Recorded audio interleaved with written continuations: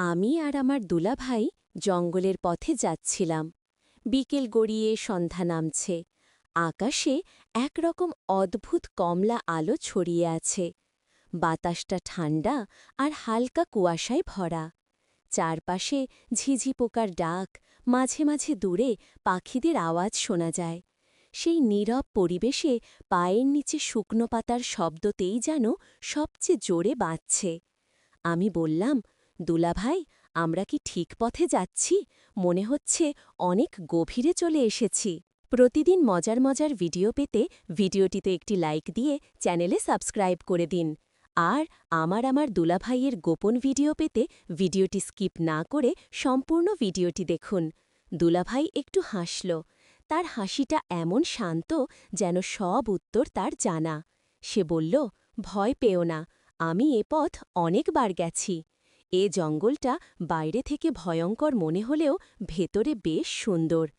আমি বললাম, সুন্দর হলে ভয় লাগছে, সন্ধ্যা হয়ে গেছে, যদি হারিয়ে যাই? দুলাভাই বলল, তুমি থাকলে আমি পথ হারাব না? কথাটা শুনে আমি একটু চুপ করে রইলাম। মনে হচ্ছিল কথাটার মধ্যে কেমন যেন একটা অন্যরকম মারা আছে। কিন্তু সে কিছু না বলে সামনে এগিয়ে গেল। আমি পেছন পেছন হাঁটছি। তার হাতের টর্চ লাইটের আলোয় মাঝে মাঝে পাতার ছায়া নড়ে উঠছে। পথের দুপাশে বড় বড় গাছ, মাঝে মাঝে ডাল নড়। মনে হয় কেউ যেন আমাদের দেখছে। আমি একটু ভয় পেয়ে বললাম, দুলাভাই, মনে হচ্ছে কেউ আমাদের অনুসরণ করছে। সেই থেমে চারপাশে তাকাল। তারপর হেসে বলল, এই জঙ্গলে আমরা ছাড়া আর কেউ নেই, ভয় পেও না। আমি বললাম, কিন্তু দেখুন না, ওই গাছটার আড়াল থেকে কিছু একটা নড়ল। দুলাভাই সামনে এগিয়ে গেল। আলো ফেলে দেখল একটা বানর গাছের ডালে বসে আমাদের দিকে তাকিয়ে আছে। সে হেসে বলল, এই হলো তোমার রহস্যময় ছায়া। আমি লজ্জা পেয়ে মুখ নিচু করে ফেললাম। বললাম, আমি ভেবেছিলাম। দুলাভাই বলল, তুমি ভাবো অনেক কিছু। আমি বললাম, সব কিছু ভাবা যায় না, কিছু কিছু শুধু অনুভব করা যায়। কথাটা বলেই আমি চুপ করে গেলাম। নিজের মুখে এমন কথা বের হবে আমি ভাবিনি। দুলাভাই একটু থেমে আমার দিকে তাকাল, তারপর হাসল, একরকম শান্ত গভীর হাসি। আমরা আবার হাঁটা শুরু করলাম। পথটা এখন আরও সরু। মাটির গন্ধটা যেন বেশি স্পষ্ট হয়ে উঠছে। বাতাসে ভিজে পাতার গন্ধ, কুয়াশায় ঠান্ডা ছোঁয়া। আমি কাঁধে শালটা টেনে নিলাম, ঠান্ডা যেন হাড়ে কাঁপুনি ধরাচ্ছে। দুলাভাই বলল, ঠান্ডা লাগছে? আমি বললাম, না, তেমন কিছু না। সে বলল, তুমি বলো না, কিন্তু তোমার গায়ে কাঁপুনি দেখেই বোঝা যায়। আমি বললাম, আপনি সব বোঝেন নাকি? সে বলল, না, কিন্তু তোমাকে একটু বেশিই বুঝি। কথাটা শুনে মনে হলো বাতাসটা হঠাৎ ভারী হয়ে গেল। কিছুক্ষণ আমরা কেউ কিছু বললাম না। দূর থেকে নদীর মতো একটা শব্দ আসছে। মনে হয় জঙ্গলের ভেতরে কোথাও ছোট্ট একটা ঝর্ণা আছে। আমি বললাম, এই শব্দটা কত সুন্দর দুলাভাই। সে বলল, এই জায়গাটার নামই ঝর্ণাঘাট, খুব কম মানুষ আসে এখানে। আমি বললাম, তাহলে আপনি আমাকে এখানে এনেছেন কেন? সে বলল, কারণ তোমাকে আমি সেই সব জায়গা দেখাতে চাই যেখানে কেউ সহজে যায় না। আমি বললাম, সব জায়গা না গেলেই কি সেই জায়গা সুন্দর হয়? দুলাভাই বলল, সব জায়গা নয়, কিন্তু কিছু কিছু মানুষ আর কিছু কিছু অনুভূতি ঠিক তেমনই, সবাই ছুঁতে পারে না। আমি চুপ করে তার দিকে তাকালাম, কিছু বলার মতো ভাষা পেলাম না। হঠাৎ মনে হলো বাতাসটা কেমন অচেনা হয়ে গেছে, যেন প্রতিটা শব্দের ভেতর একরকম নীরব ইঙ্গিত লুকিয়ে আছে। দুলাভাই সামনে এগিয়ে যাচ্ছে, আমি তার পেছনে হাঁটছি। টর্চ লাইটের আলোয় ছায়া পড়ে। আমাদের দুইজনের ছায়াগুলো কখনো কাছাকাছি আসে, কখনো আলাদা হয়ে যায়। আমি বুঝতে পারছিলাম না এই ছায়াগুলো কি, আমাদেরই প্রতিচ্ছবি নাকি ওদেরও আলাদা গল্প। পথে একটা ছোট সেতু পড়ল, নিচে অন্ধকার জল, শুধু ব্যাঙের ডাক আর পানির শব্দ। আমি একটু থেমে বললাম, দুলাভাই, এই সেতুটা খুব দুর্বল মনে হচ্ছে। সে বলল, আমাকে ধরো, আমি আছি। আমি তার হাত ধরলাম। তার হাতটা গরম, শক্ত, কিন্তু কোনো শব্দ নেই। সেই মুহূর্তে মনে হল এই নীরবতায় সব কিছু বলে দিচ্ছে। সেতু পার হয়ে আমরা জঙ্গলের ভেতরে আরও ঢুকে পড়লাম। আলো কমে এসেছে, চারপাশে কুয়াশা ঘন হচ্ছে। দূরে কোথাও শিয়ালের ডাক, মাঝে মাঝে পাখা ঝাপাটানো শব্দ। আমি বললাম, দুলাভাই, যদি আমরা হারিয়ে যাই? সে বলল, তাহলে হারিয়ে যাব দুজন একসাথে। আমি বললাম, আপনি এমন কথা বলেন কেন? সে বলল, কারণ কিছু পথ এমনই যেখানে হারিয়ে যাওয়া মানে খুঁজে পাওয়া। আমি কিছু বললাম না, শুধু তাকিয়ে রইলাম তার দিকে। বাতাসে চুল উঠছে, গাল ছুঁয়ে যাচ্ছে ঠান্ডা হাওয়া। দুলাভাই থেমে বলল, তোমার চোখে ভয় আছে, কিন্তু সেই ভয়েও একরকম আলো আছে। আমি একটু হেসে বললাম, আপনার চোখেও একটা কৌতূহল দেখি, যা ভয় দেখেও ভয় পায় না। আমরা আবার চললাম। এবার পথটা এমন সরুর যে দুজন পাশাপাশি হাঁটতে পারি না। আমি একটু পেছনে, দুলাভাই সামনে। হঠাৎ তার পায়ের নিচে একটা শুকনো ডাল ভাঙল। আমি চমকে উঠলাম। বললাম, কি হলো? সে বলল, কিছু না, শুধু ডাল। আমি বললাম, এই জঙ্গলে প্রতিটা শব্দই ভয় জাগায়। সে বলল, আর কিছু শব্দ শুধু মনে গেঁথে থাকে। আমি ভাবলাম, হয়তো সে ঠিকই বলছে, কিছু শব্দ মনেই বাজে, থেমেও থামে না। পথটা এবার একটু উঁচু হয়ে গেছে। ওপরে উঠতে গিয়ে আমি হোঁচট খেলাম। দুলাভাই সঙ্গে সঙ্গে ফিরে এসে আমাকে ধরল। মুহূর্তের মধ্যে আমাদের চোখ একসাথে পড়ল। চারপাশে অন্ধকার, শুধু টর্চের আলো আমাদের মুখে পড়ছে। মনে হচ্ছিল সময়টা একদম থেমে গেছে। আমি বললাম, ছাড়ুন, আমি ঠিক আছি। দুলাভাই ধীরে বলল, তোমাকে ছাড়তে ইচ্ছে করছে না। আমি এক মুহূর্ত চুপ, তারপর বললাম, কেন? সে কিছু বলল না, শুধু হেসে সামনে হাঁটতে লাগল। আমি জানি না ওর মুখের সেই হাসি কেন এত অচেনা লাগছিল। হয়তো তাতে কিছু ছিল যা বলা যায় না, কিন্তু বোঝা যায়। বাতাসের ভেতরে একটা অদ্ভুত ঘ্রাণ ছড়িয়ে আছে, জঙ্গলের মাটি, কুয়াশা আর অজানা কিছু অনুভবের মিশ্রণ। আমি শুধু চুপচাপ হেঁটে যাচ্ছিলাম, কিন্তু মনটা যেন কেমন এলোমেলো হয়ে যাচ্ছিল। হঠাৎ দূর থেকে মেঘ গর্জে উঠল, বিদ্যুৎ চমকালো, তারপর নিস্তব্ধতা। আমি বললাম, দুলাভাই, মনে হয় বৃষ্টি নামবে। সে বলল, বৃষ্টি হলে ভয় পেও না, আমি আছি। আমি বললাম, সব সময় কি থাকবেন? সে হেসে বলল, যদি তুমি চাও। এই কথাগুলোই কিছু একটা ছিল যা আমাকে থমকে দিল। মনে হচ্ছিল জঙ্গলের প্রতিটা গাছ, প্রতিটা হাওয়া যেন শুনছে আমাদের কথাগুলো। তারপর আমি ধীরে বললাম, চলুন একটু তাড়াতাড়ি যাই, না হলে ভিজে যাব।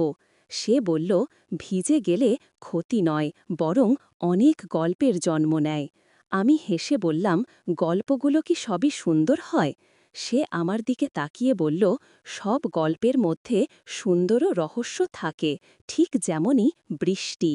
বৃষ্টি ঝরছে, বাতাসে ভিজে পাতার ঘ্রাণ ছড়াচ্ছে, আমাদের পায়ের তলায় শুকনো পাতা ভিজে চিপচিপে হয়ে যাচ্ছে।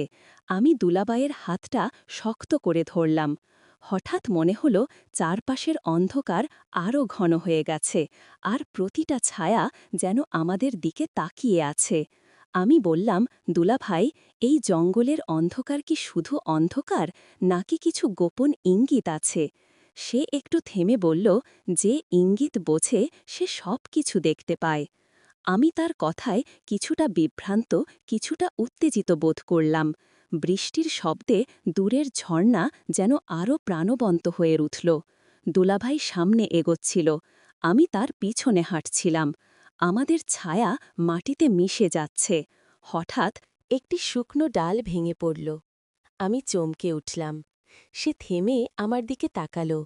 সব ঠিক আছে? আমি শুধু মাথা নাড়লাম। মুহূর্তটা কিছুটা থমকে গেল। বৃষ্টি আর হালকা বাতাসের মধ্যে আমরা একটি ছোট্ট খোলামেলা জায়গায় পৌঁছলাম, যেখানে চারপাশে উঁচু গাছের সারি আর মাঝখানে ছোট্ট একটি ঝর্ণা। দুলাভাই বলল, এই জায়গায় কিছুক্ষণ বিশ্রাম করি। আমি বসে পড়লাম। আমার কপালে কিছুটা বৃষ্টির পানি লেগেছে। সে হাসল, তুমি দেখো, এই পানি শুধু শরীর ভিজাচ্ছে না, মনকেও ভিজাচ্ছে। আমি হেসে বললাম, হয়তো তো তাই। বৃষ্টি কিছুটা কমল, আর চারপাশের গাছের পাতা থেকে ফোঁটা ফোঁটা পানি পড়ছে। দুলাভাই ঝর্ণার কাছে গিয়ে আমার জন্য একটি ছোট পাথর ধরে বসে বলল, দেখো, প্রতিটা ফোঁটার মধ্যে আলাদা গল্প আছে। আমি তাকালাম। ফোঁটা ফোঁটা পানি সত্যিই যেন আলাদা আলাদা রঙের আলো ফোটাচ্ছে। আমি বললাম, আমি কখনো এমন অনুভব করিনি। সে বলল, তুমি অনুভব করতে শুরু করলে অনেক রহস্য তোমার সামনে আসবে।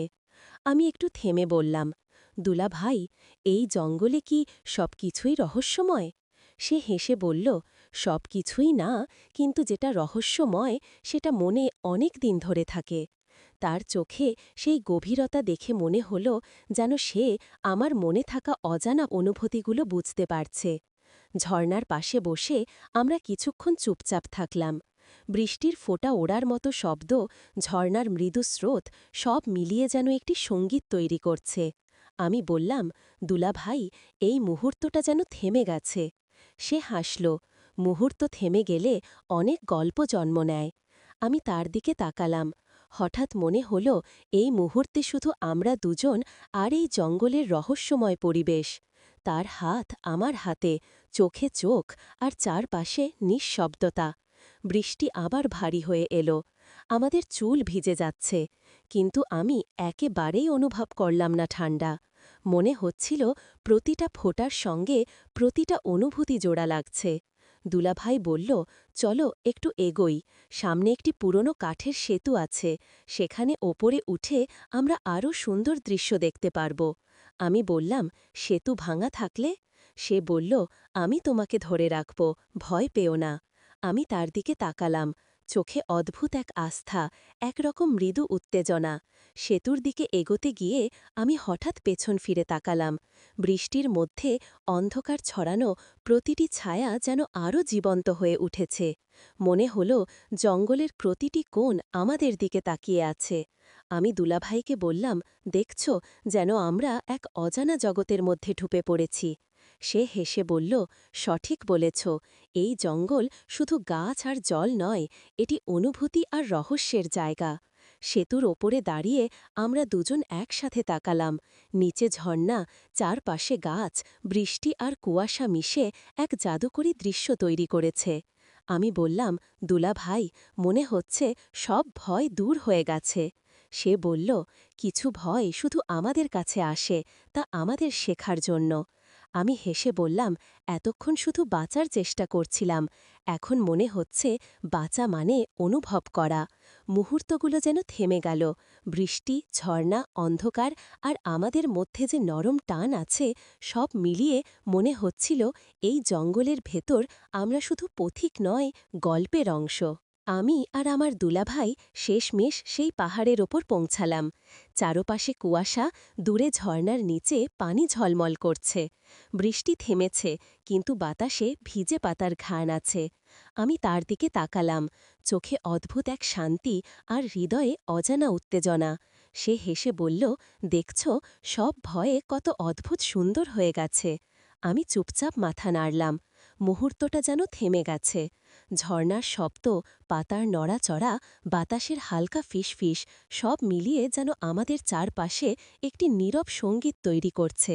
দুলাভাই হাত বাড়িয়ে আমার হাতে হাত রাখল।